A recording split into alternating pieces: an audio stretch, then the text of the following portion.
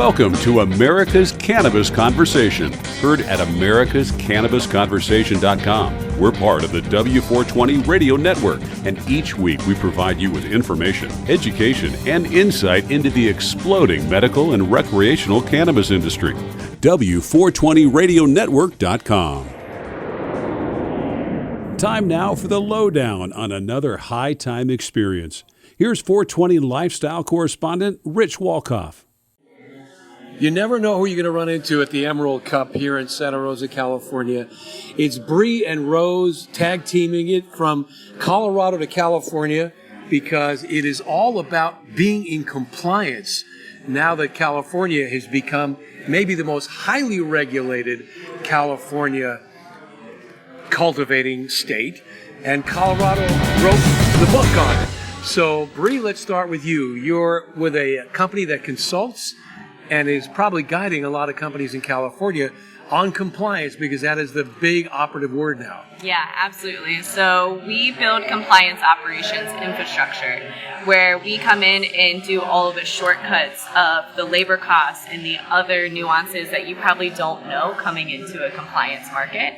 So we will come in and do an assessment, we'll identify any gaps, and then we'll also help build that infrastructure and any training on top of that to make you sustainable actually without us in the long term. And more importantly, skip all these labor costs that you have to go through and trial and error and also compliance risk, and just not have those direct answers and know how other mature markets have handled these compliance aspects. And Rose, first thing you said to me is from seed to sale. So just expound upon that, because it is tracked. The cannabis product is tracked from its inception. It sure is, and the challenges there come about when you're talking about every step of the way, something has to be tracked. So for cultivation, it's extremely difficult to track every waste that comes off a large plant, especially when you're talking about one farmer on that farm, or if you're talking about manufacturing and all of the waste that they're, accruing and whatnot, and how they're supposed to track getting rid of that waste. Pretty much every step in the supply chain has some issues with holes in the track and trace that could be easily fixed by the regulation. Okay, now, if I purchase a seed, it's going to be tagged.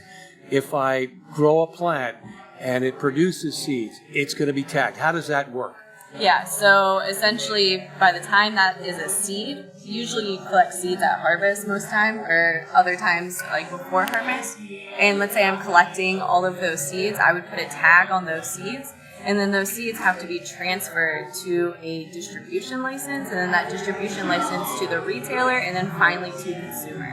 And between there, like if it isn't seeds, you would have testing. If you're talking about trim all the way to an edible, there's going to be different steps from crude oil to distillate to your first batch of manufactured goods to your final form production. So there's just so many steps that you have to do to make sure that you're tracking every single bit. Yeah, this is pretty cumbersome, and then maybe that's why the black market continues to maybe rule the day, because with all the permits, the costs, and you're talking about the tracking of seed to sale, that's pretty cumbersome, not only bureaucratically, but financially.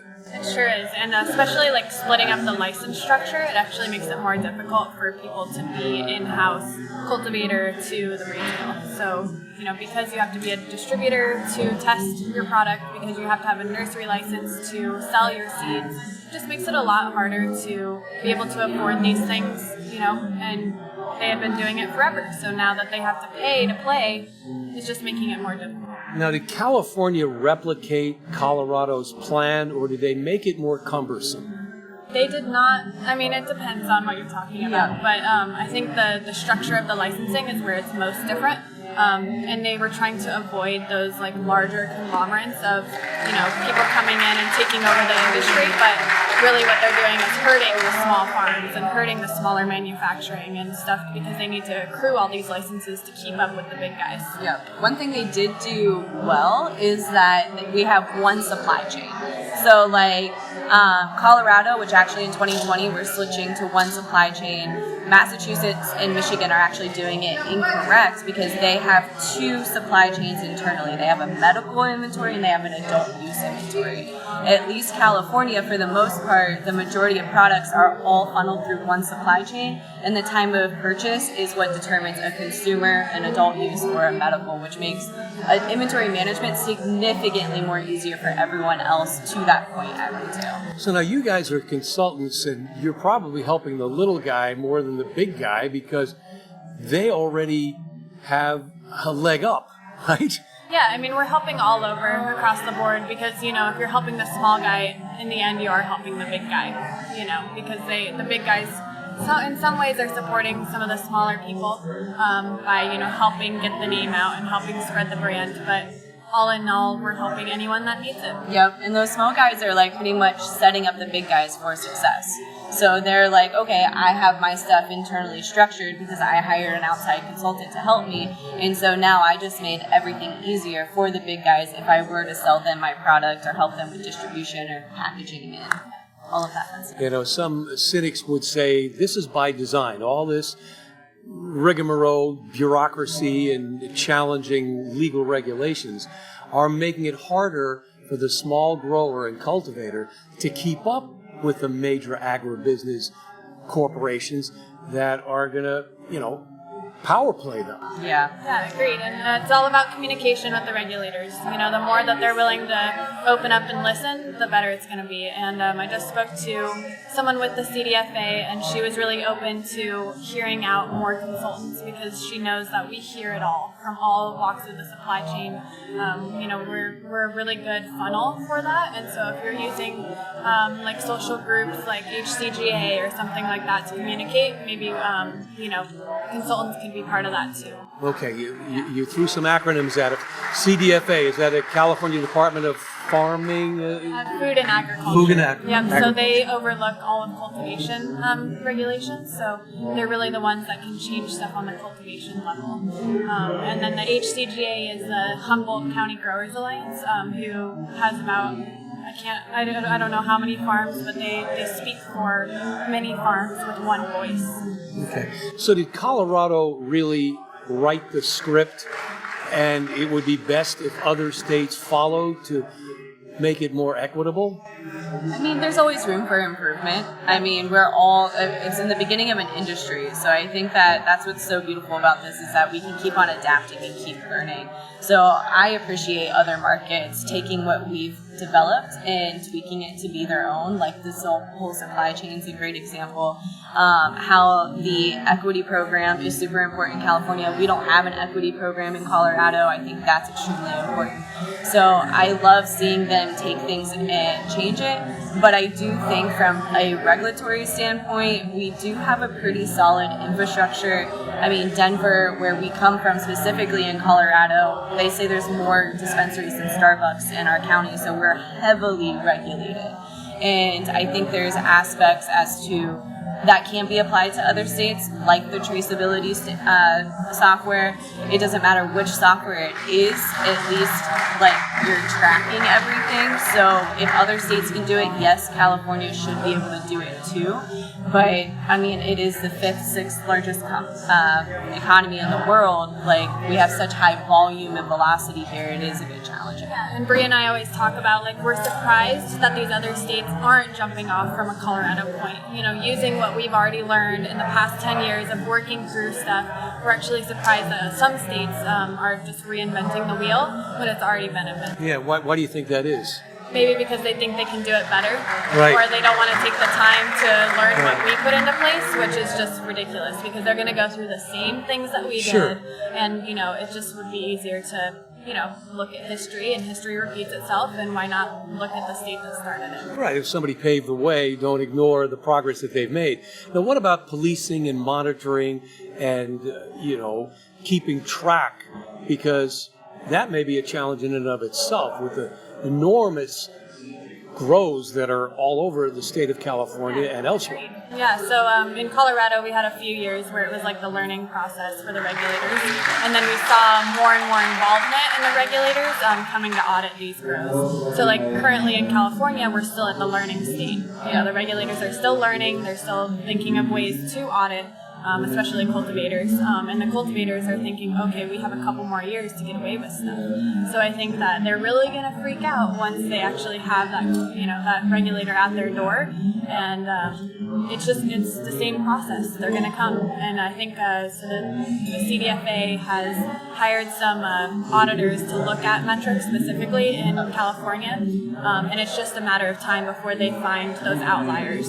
They just need the data. Data's power. And so now, because we do have that traceability software in, we get that data now. And so they'll be able to understand outdoor versus mixed light versus indoor and what the average yields are. Yes, there's a full spectrum there, but they'll be able to find what that happy medium is and who those outliers are and where enforcement potentially comes down. Okay, we may know seed to sale, but do we know what happened in the interim? Do we know what chemicals, if any, were used that shouldn't have been used? What abnormalities may have been involved in the grow? She's the testing expert. How about the lab testing? Because that's key. I mean, people get a smoke, they say, oh, I love that flower, and this is a great strain, but you don't know necessarily how it got there, or do you? Currently now with track and trace you do. And amendments, and they do not need to be tracked at this moment, but they will in the future. In Colorado, we have to track everything that touches that plant. And then where testing comes in, it's actually a lot more stringent in California. And I really enjoy the California testing model more because the lab actually comes out and pulls those samples, whereas in Colorado, you self-pull the samples. So say I am the dispensary, I'm pulling my own samples to send to the lab. That can get a little interesting.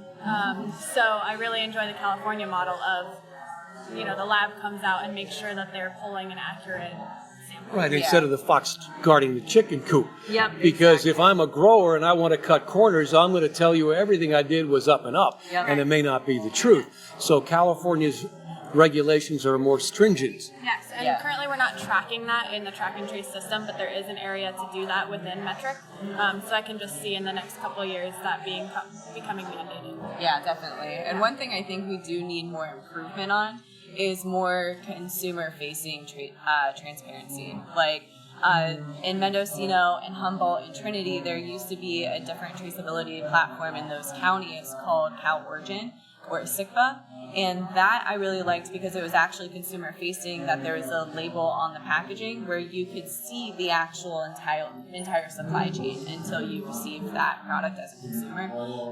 Franwell's Metric, which is the state traceability platform that we're using now, does not have that feature as a consumer. So I definitely think that's something that needs to be expanded on to have that transparency as a consumer that I can see every single step of the way. Well, as every consumer would want to know, what am I ingesting? Exactly. What am I eating? What am I vaping? What am I smoking? And is it as advertised? Yeah, I mean, I think it's all education, like you're saying. So, having that small farmer that never adds anything to the soil, having that communicated to the consumer on a level that it's like health and safety is, the next step. And we're definitely in that right now. We're veering away from, with the vape cartridge scare and stuff like that. I think people are more willing to educate themselves on where their product is coming from. Yeah, speaking about the vape cartridge scare, am I correct in saying it's more of the Chinese knockoff products that are not regulated and not domestically monitored here in the States? Or are there other components or aspects to it? There are so one thing is we're seeing other states transition from just terpenes to cannabis derived terpenes, because when you have natural terpenes, sometimes those are actually cut with vitamin E acetate. So and that's the dangerous stuff. And that's the dangerous stuff. So I don't think it's nearly as frequent as other markets or other international players or anything like that, but there's definitely other scares, and I kind of appreciate this vape crisis because it's actually bringing to light how testing works and how it's important as a consumer to know what you're putting into your body, and it goes back to sun-grown cannabis and why you should be using different products and things from farms that are truly natural and as organic as we can say as organic. And it's really important because this is truly medicine and people are using it truly as medicine. and you can't be putting more toxins in your body. So do you think we're safe in consuming cannabis that has that seal from the state of California or Colorado or other states that authenticate its organic nature? Absolutely. So vaping is not an issue. Well, if it's been lab tested and you're buying it from a legal retail shop, you have a higher chance of surviving. Yes. That's not a ringing endorsement. A higher chance of survival. I want to hear you say, But you're safe. The one thing that Bree and I talk about is there's going to be traceability from where those terpenes came from where those cartridges came from. It's going to be more of, the hardware. It's going to be, more tracking every component of that product. So I think we'll see that. As it should be, right? I mean, this is a win-win. It's a win for the grower. It's a win for the consumer. I mean, I want to know what I'm putting in my body like everyone else, especially with the scares that have become all too prevalent. Ladies, again, your consulting company and how consumers or interested cultivators would be able to reach you? We help the whole supply chain. So we are Rocky Mountain Cannabis Consulting. You can find us on Instagram, Twitter, Facebook, and our website is rmcc.io if you guys want to check us out. Or RockyMountainCannabisConsulting.com. Either one. Sounds great. That's there. Well, I feel better and safer after having talked to you about the monitoring of whatever we're ingesting in the cannabis side. We're at the Emerald Cup. Rich Walkoff from W420 Radio Network. Are you interested in learning more about cannabis? Have you thought about starting your own cannabis business but don't know how? If so, we invite you to join the Cannabis Conversation with other people like you who are looking at the exciting opportunities in this exploding business. Listen to America's Cannabis Conversation. You'll hear from industry experts and get insights into the cannabis industry. For archived shows and for more information, log on to americascannabisconversation.com. It's time for Women in Cannabis on America's Cannabis Conversation, part of the W420 Radio Network. Didn't you get the memo? Here's Chase Roberts. Welcome back to the conversation. This is Chase Roberts, Women in Cannabis correspondent for the W420 Radio Network. It is a pleasure to introduce Trailblazer Jennifer Lujan. She was the founder and CEO of Weed for Good and serves on its board, has been featured in Forbes, was named by the San Francisco Business Times as one of the most influential women in Bay Area business 2020. She is currently the Senior Director of Social Impact at Eaze, California's largest, one of the original, and a leading online cannabis marketplace and delivery service. It connects adult consumers with licensed dispensaries and products. Jennifer, welcome. Thanks for being here. How are you?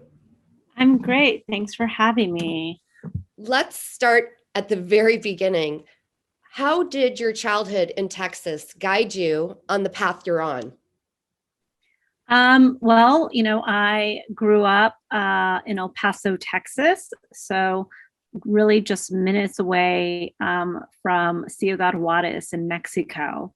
And having grown up there my whole life, all of my parents and their families and my grandparents all being raised in El Paso, Texas, it was almost feeling like you were very much in Mexico, but because of border, there was that you got a little bit of that Texas culture as well.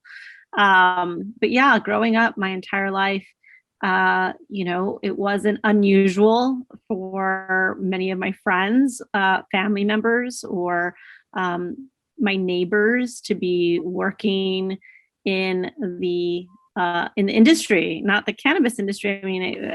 I guess you could say it was cannabis, but it's very much illegal. Crossing over from Mexico into Texas was very much a common thing. So it wasn't unusual for us to grow up around that. You then you went to school, and I read that when you were at school, you really realized in Texas, you were part of a majority. And when you went to school, you felt a little marginalized. And I know those are the communities you serve with your social impact. But before you got to where you're at right now, you had started Weed for Good. Can you tell me a little bit about what was the impetus for that and what did it do exactly? I know you're on the board still, correct?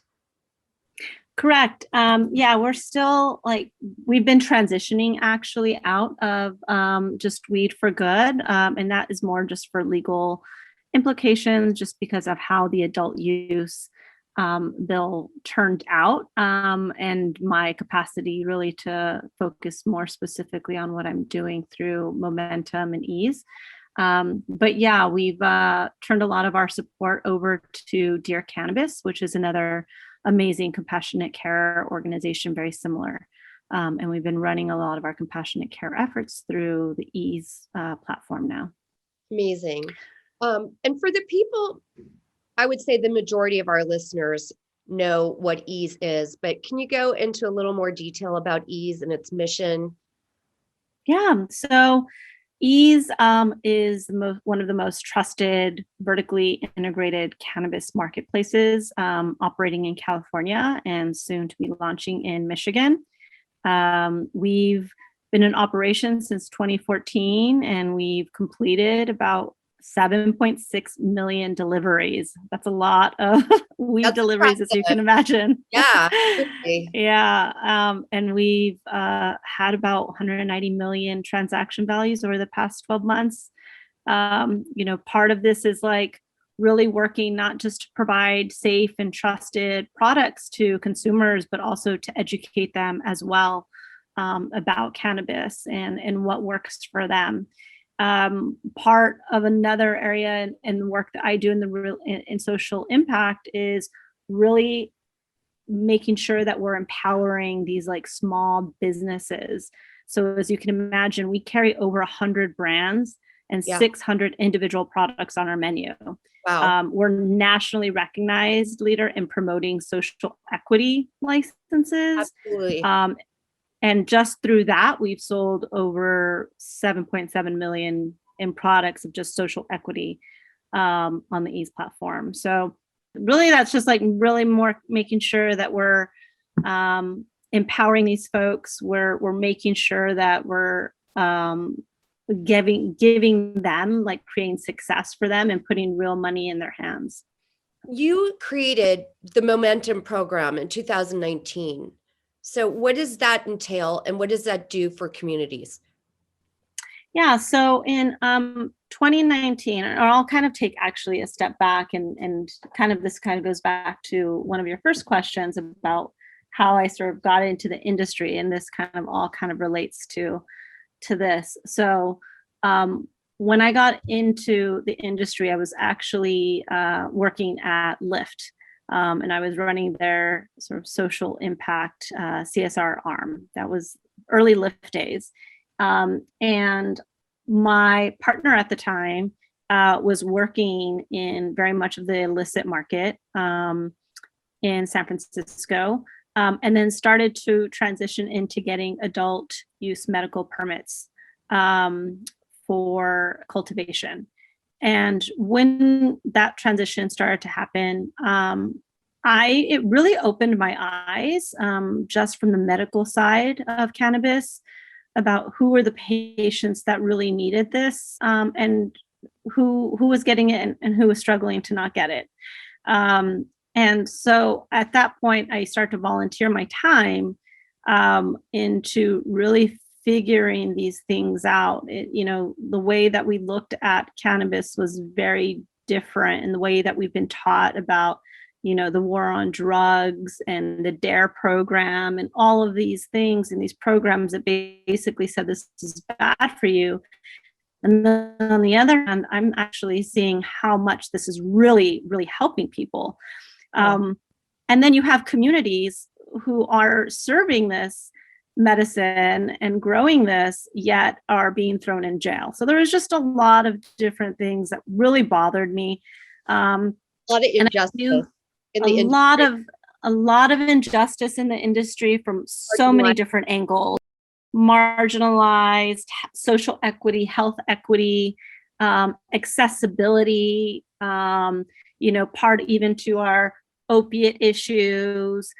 All of these things were just, really negatively impacting us. And so I, at that point, started working with some veterans and started to work on compassionate care. I left Lyft and I started doing that. And I that was the birth of Weed for Good. And I worked to give free medicine to patients, specifically people who are terminally ill, kind of end of life, and give free medicine to them right there, either through the hospital or at hospice.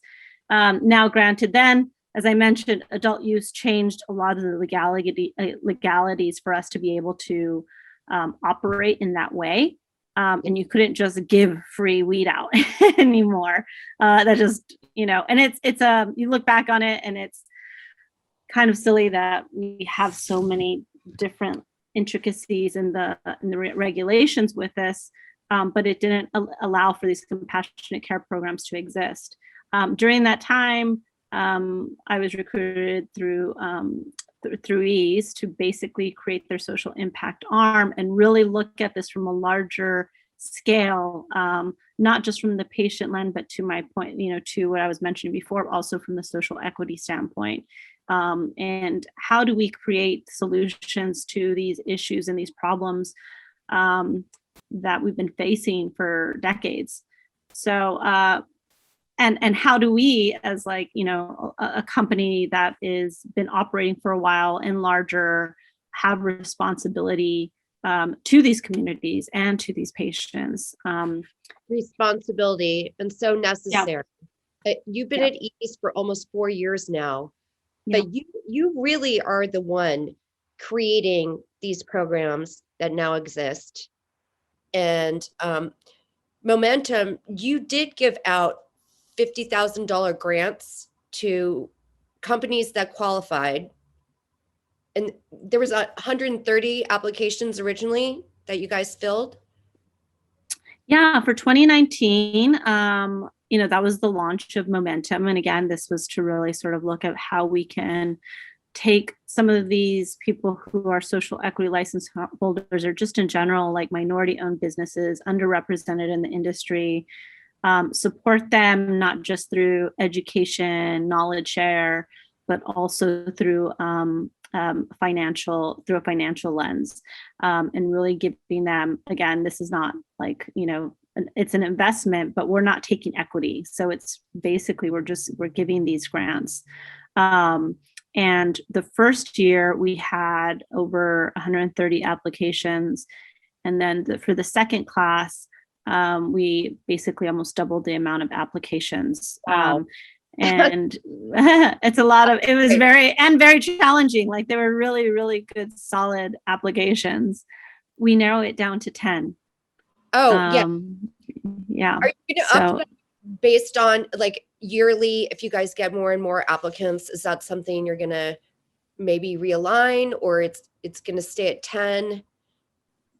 Yeah, it's good. For now, we've been very comfortable with 10, just because we really want to give every company the attention.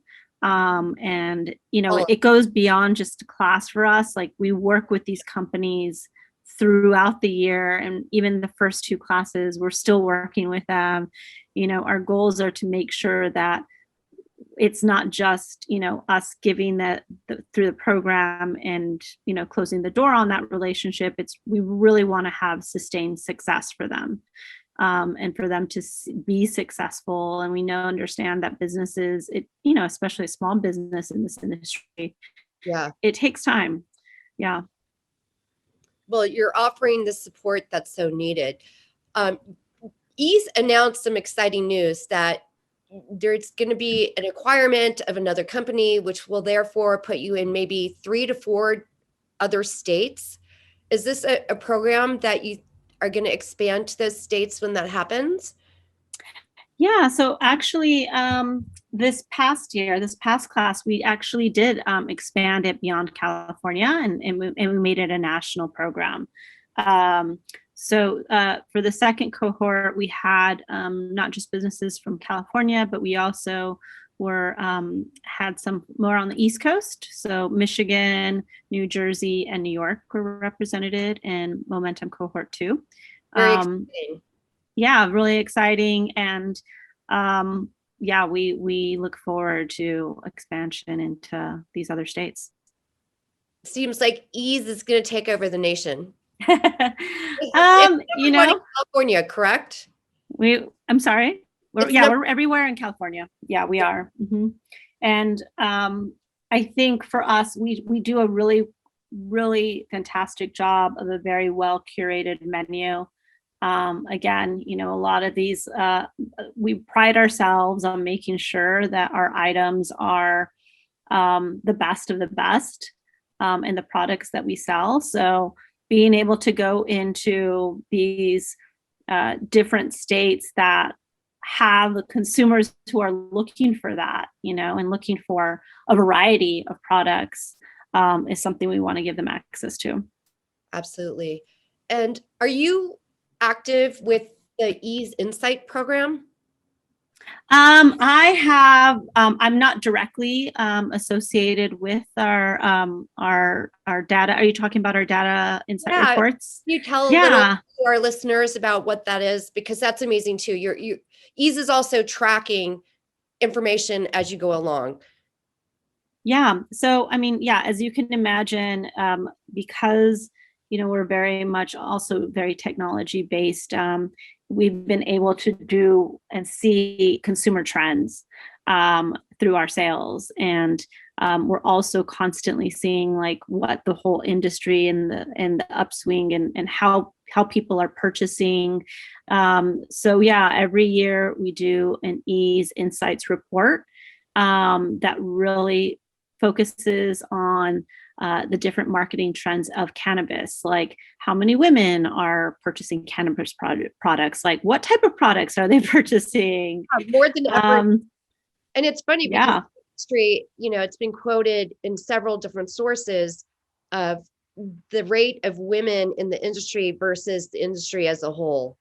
And the numbers, it's not a fair playing field at this point.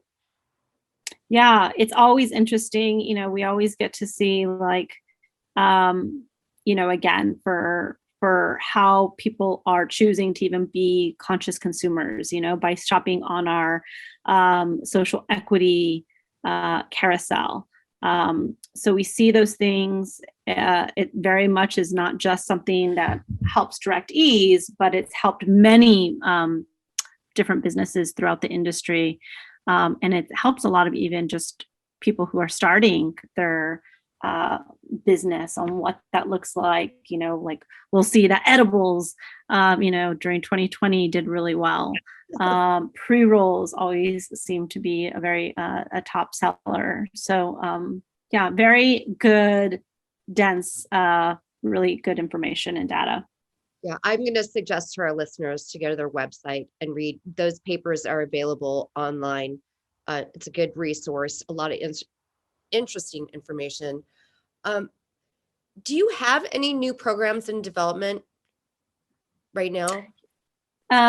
For social impact, like I mentioned, we'll be opening up another cohort, and that will be announced later in October. So we'll be opening applications for the third cohort.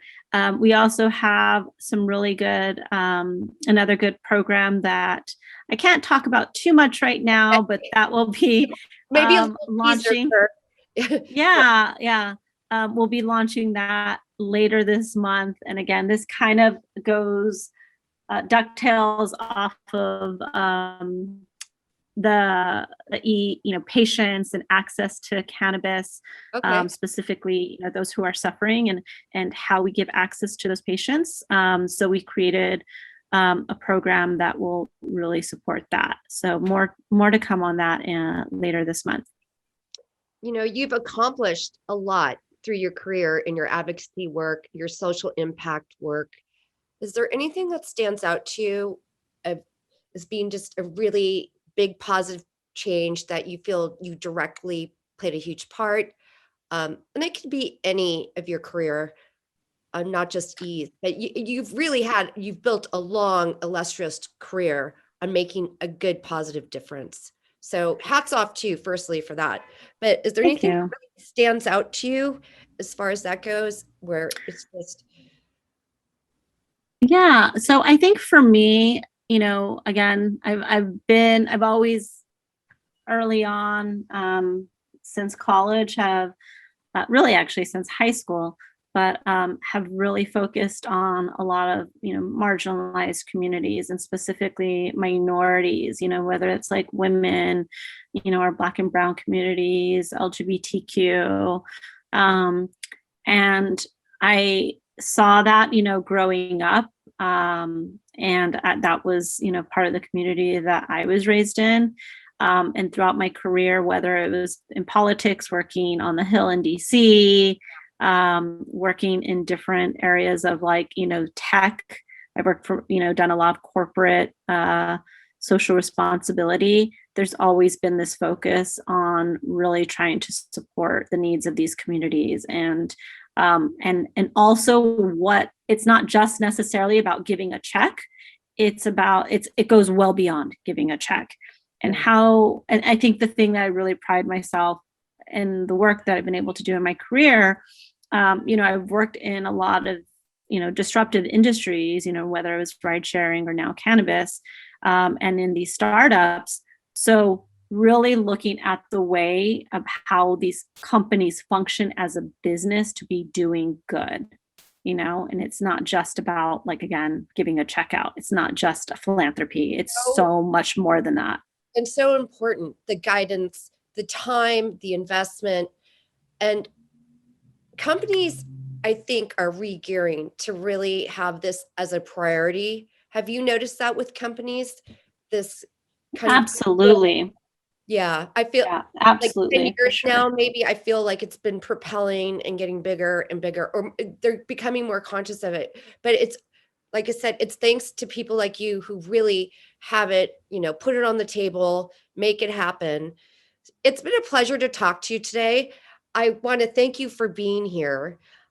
And for our listeners, if you missed any of this great interview with Jennifer Lujan, you can go to w420radionetwork.com and visit our archive section.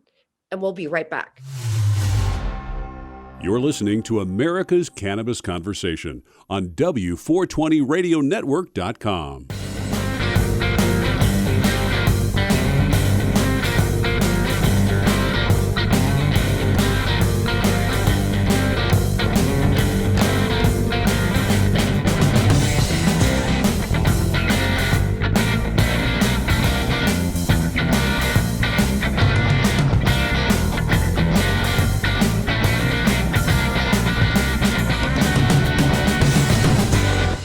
America's newest and fastest growing cannabis-focused radio network is expanding across the country and looking to add to our sales and marketing team. America's Cannabis Conversation offers listeners insight and information on the exploding world of cannabis.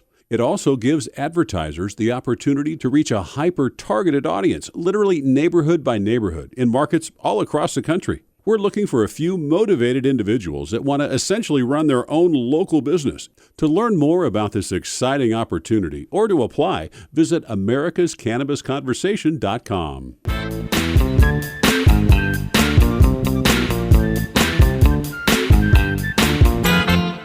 Welcome back to the conversation, and joining us today is Ryan Douglas, who was a master grower of Tweed Incorporated, and he's just recently published a new book, From Seeds to Success, How to Launch a Great Cannabis Cultivation Business in Record Time. Ryan, welcome to the show. Thank you for having me. It's a pleasure to be here. Thank you. We haven't done a lot about, we've done some shows on growing. Ryan, what makes you a master grower?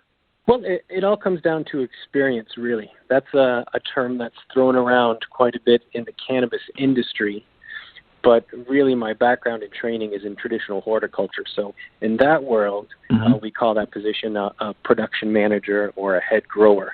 But a master grower is simply that person inside of a cultivation business that is ultimately responsible for the cultivation program. So in my case, really, I have about 2 decades of experience in commercial plant production. So the last few years, it's certainly been cannabis, but prior to that, I was growing ornamental crops and edible crops in commercial greenhouses across the U.S. Wow. So what are you doing now besides writing your book? So I'm a cultivation consultant. So I work with companies internationally that have recently been licensed and they're looking to launch production. So over the last 4 years or so, I've worked with a dozen companies in Canada, the U.S., Puerto Rico, and Colombia. And typically the situation is the same.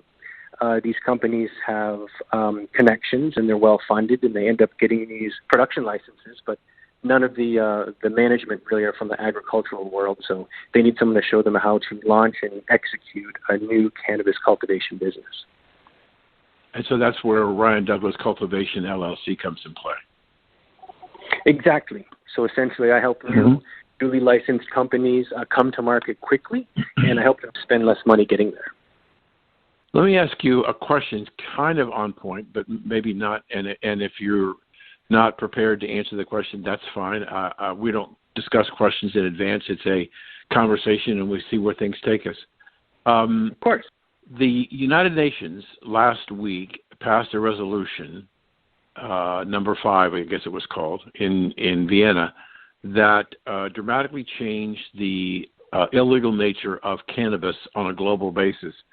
And many of the people that I've talked to says that Europe, while having an illicit market, has no real medical market, and that this change will allow many of the European nations to put their toe in the water and develop a medical practice. And it may be a long, long time before we get to recreational in Europe like we are in the United States. Do you see that? And does it create opportunities for you to expand your growing consulting business in Europe? Well, absolutely. So I work anywhere in the world that cannabis is legal. So most countries, and in fact most states here in the U.S., usually start with a medical cannabis program. And depending on how that goes, typically then they implement a recreational program. So, you know, if the European Union is looking at working with cannabis first medicinally, you know, I'm all for that. I support that, and absolutely, I would be open to the opportunity to help some of these countries launch their cannabis production programs for the very first time. I have plenty of experience doing that, and it's exactly my specialty, my line of work. Well, the test may not have mentioned to you, but about 10% of our audience comes from international, from Europe, Asia, South Africa. Outstanding. Excellent. We're trying to grow our international business because we think, and you may disagree, or you may agree, the rest of the world is quite a bit behind the United States. True. So the only benefit there is they can really learn from the mistakes and the successes that we've had in Canada, in the U.S., and a couple other countries that have kind of stuck their nose out there and gave it a shot for the first time. But, you know, from my perspective, I think it's inevitable. I think that the momentum can't be stopped now. I think eventually the majority of the world is going to turn that way, and that they're going to legalize cannabis for some use in some manner. And it's just a question of time. It's not a question of whether they'll do it or not. But they do have the advantage of studying in depth what happened in Canada, which I was part of, and then what we've done here, somewhat haphazard in the U.S. because it's state to state. But I'm confident that the world is heading towards cannabis legalization in the very near future. I have some people, I've done a lot of interview in the almost year and a half we've been on the air, and I've talked to a lot of people who look at the cannabis space, and if you ask them today what they thought, it would be dramatically different than what they thought 18 months ago. 18 months ago, they saw a rollout of a robust dispensary business model. And now it appears that because of the pandemic, pickup or delivery looks like the largest component of growth going forward in the cannabis space. The reluctance of people to want to go out and go shopping, the knowledge level increasing, the number of doctors who are involved in the practice of making recommendations, and as you pointed out, more and more states. we're in a really interesting time in the cannabis space, and I'm curious what you think about what I just said. Well, so 18 months ago, I don't think I would have been as hopeful as I am today. As a result of COVID, not only do we see the changes more from kind of a storefront to a drive-through or pickup model, but I think we've also increased the chances of states legalizing cannabis either for medicinal or recreational use, because so many states are in an economic slump, and they see other states that have legalized cannabis, and they see how much money is being generated in terms of tax revenues. And the benefit is it's not like some other technology or widget or gadget we're introducing for the first time. The demand exists immediately everywhere. It's simply occurring on the illicit market. So when you look at states like New Jersey that just recently voted to legalize cannabis for recreational use, New Jersey is situated close to Connecticut, New York, Pennsylvania, Maryland. And when I was doing research for my book, I realized that about 20% of a state's recreational cannabis consumption, the revenue comes from out of state. So you're going to have these governors and state officials from every state that borders New Jersey, and they're going to have their residents driving to New Jersey, spending their money there, and then driving back home. And I don't think they're going to stand very long to lose that kind of tax revenue. So as a result of the last year, 18 months ago, I wouldn't have been as positive, assuming that so many states would legalize. But I think in the next year, I think we're going to see a lot more states legalize. And it doesn't necessarily need to come down to a vote, since they have ways of doing that within the state to decide to legalize it. The key driving factor, more than compassion, more than anything, I think it comes down to dollars and cents. And it's very encouraging when you look at a place traditionally pretty conservative like the South, and you have a state like Mississippi that voted for cannabis. I think 70% of the voters voted to have cannabis. So, if it can happen in Mississippi, I think it can happen anywhere in the States. So, so you said you don't expect any federal action over the next couple of years. Did I get that correct? I don't think it's realistic to anticipate complete federal legalization, no. For at least a couple of years or perhaps even longer. Correct. It's such a massive undertaking, and I think it's easier and more realistic and much faster to really make progress state by state and within each state. And I mean by that transitioning from medicinal to adult use cannabis.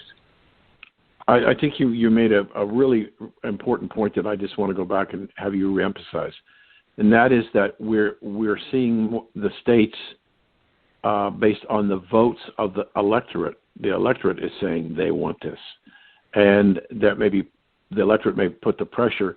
But what does it take? About 2 years to get through on a ballot initiative. So is the next big window 2024? So I have to confess ignorance that I don't understand exactly how laws are passed or legislation is created. But I think if these states have the capacity and the interest to legalize cannabis without bringing it to the voters, I mean, we've had states, I think Illinois did it that way, Vermont did it that way. I think you're going to see more and more states taking that avenue because it's a very rapid path to helping to relieve the economic struggles a lot of these states are facing now, especially after COVID. When I heard about your book, I was fascinated because cultivation is obviously the source of supply, and we know that there are certain states around the country who've opened up with an insufficient amount of cultivation. So what was the genesis for writing your book? So this was based on my experience consulting with startup groups over the last 4 years. And what I found is that when potential clients called me to come have a look at their production site to address a certain problem that they're having, it was very seldom a technical issue like the wrong kind of fertilizer or the wrong kind of grow light. Almost 9 out of 10 times it came down to very basic business principles that weren't addressed prior to even planting any seeds at all. So anyone that's familiar with cannabis growing at all knows that there's dozens of printed grow books, and a plethora of growing information and websites online if you want to know how to grow cannabis. What I found that there was absolutely nothing of was a business book that could speak to people from any industry and really lay down a clear path for planning and launching commercial cannabis cultivation business. And so that's what I set out to do with this book, was basically provide a step-by-step method for researching, planning, raising funds, designing, launching, and expanding a successful commercial cultivation business with the goal of coming to market as quickly as possible.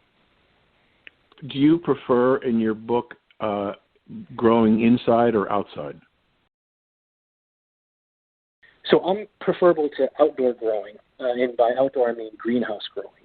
So for a couple of reasons. One is it's my background and my training is in traditional horticulture. So even prior to touching cannabis on a commercial scale, I was growing ornamental crops and edible crops in commercial greenhouses across the U.S. So that's really where I'm coming from. That's my training. That's what I know best. But as we look ahead into the future, cultivation businesses need to anticipate that they'll come under increasing pressure to minimize their carbon footprint. So for any listeners that aren't familiar with how cannabis is grown indoors, they use a lot of grow lights, which generate a lot of heat, and they require industrial strength dehumidifiers in HVAC units in order to evacuate that heat. So not only do the lights consume a lot of electricity, but the equipment to dehumidify the area and cool the area requires a lot of electricity as well. And it's simply not a very green method of cultivating plants. And if we look to every other commercially produced crop in the world, we as cannabis growers, we're the only ones that do it completely indoors. So it's simply, it's not the most efficient way to grow, and it's certainly not the most environmentally friendly way to grow. So I much prefer to grow in greenhouses because from my perspective, it makes a lot more sense. So just so our audience understands, define for them and for me what you mean by greenhouses. Sure. So it's a controlled environment. Typically, it's a structure made out of glass or plastic, and the most basic structures simply protect the crop from rain or inclement weather. On the other end of the spectrum, the most sophisticated high-tech greenhouses can control lighting, temperature, humidity, airflow, carbon dioxide, everything. So there's a wide range of technology, and depending on the crop that someone's growing or the region of the world they're in, there's different recommendations for different situations. Thank you for that. That was very helpful. I think of the greenhouse I used to have when I used to grow my own tomato plants and vegetables and flowers, a plastic 8x8x8 greenhouse, and I had a space heater in the wintertime to try and keep stuff from freezing. But they're much more sophisticated than that. But the question that I would have is, in order to meet an rapidly expanding consumer consumption of the product, are greenhouses going to have to get, if they're going to do that, have to get much, much larger? And does the indoor growing that you just talked about with the lights and the air conditioning and everything else, are those going to become less and less viable? So what is a large greenhouse is relative. If you look at a crop like hydroponic tomatoes, this is a very popular product. You can find it in every single grocery store in the country. But every year you've got companies that are building massive high-tech greenhouse facilities to service that market. So, what is big is 4 acres big or is 40 acres big?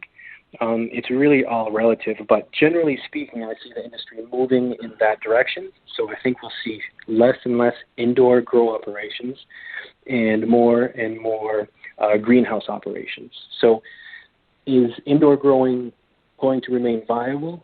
Likely, because what indoor allows cultivators to do is control every element of the environment.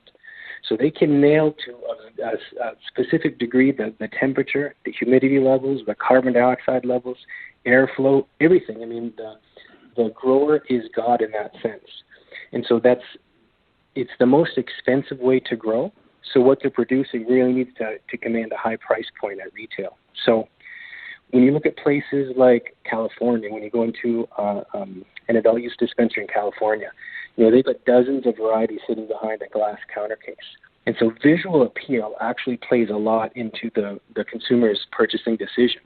And so in those instances, if you've got an adult use market and you're commanding premium prices for the product, then actually indoor growing can be justified in that scenario. But if you're growing to produce oil for vape pens or for creams or tinctures or food, the consumer never really sees the flower. All they see is the end product that they purchase. So greenhouses really come in handy for high volume, low cost production for anything that isn't pure flower sales in a dispensary. So if we look at that, the idea that we're going to grow these various products, I want to take you back to your master grower title. Do you see any new strains coming on board in cannabis that are going to be dramatically changing the desire of the consumers? If we look at the adult use market, which is really the fastest growing segment and the most lucrative for entrepreneurs, what consumers are looking for are two things. They're looking for a flower that offers high THC and a unique mix of terpenes. So those terpenes are what really gives cannabis its distinct aroma and taste when it's consumed. And then the THC, of course, is directly related to the high, the feeling that someone gets. So it's kind of the same thing when you go out looking for maybe a craft beer. You look for something maybe that has a good alcohol content and a really unique flavor. And so when we look ahead to what will be the most popular varieties in the future, rather than kind of concentrate on specific names, what we want to look for is high THC and a unique mix of terpenes with a smell or a taste that is rare or no one's growing yet. That's what people are going to gravitate towards. I know this is probably going to sound crazy or silly to say it this way, but could I add to the THC in a cannabis a chocolate flavor with a terpene? Could you add? What do you mean by that? I'm saying that the sense, in addition to the high from the THC, the flavor that you flavor and or aroma that you get is, I'm using chocolate, but it could be chocolate, it could be lemon, lime, it could be apples, it could be pears, grapes. Can the terpenes be modified to create very specific flavors? Sure. So we could do that through breeding, through selective breeding. So, if we seeded 1,000 plants and we found 5 that smelled really strong like strawberry, then we kill all the other plants, we keep those 5, and we breed those together. So we get a stronger and stronger and stronger strawberry-smelling profile on the plant, and that's how we increase the amount of desirable terpenes in a variety. Tell the audience where they can get your book and how they can follow you. Absolutely. So folks can reach me through my website at douglascultivation.com. And there you can sign up for a monthly newsletter or follow my social media or purchase the book. Well, thank you for joining us today. It was a fascinating conversation. My pleasure, Dan. Thanks for having me on. If you miss any of this terrific interview on growing cannabis, please go to W420radionetwork.com. Go to the archive section and look for Ryan Douglas on this show. You'll be entertained and educated.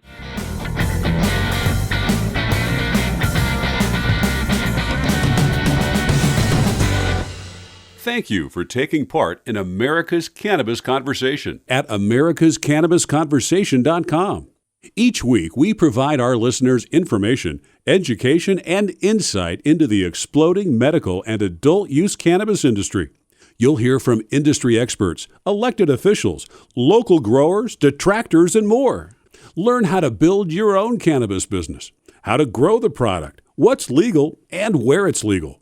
Tune in each week to hear the latest industry news and updates from the American Cannabis Industry Association in Washington, tips on investing in cannabis, personal success stories, and more. Join the conversation. To hear this show in its entirety or to hear any of our archive shows, log on to americascannabisconversation.com and tune in for the next installment of America's Cannabis Conversation.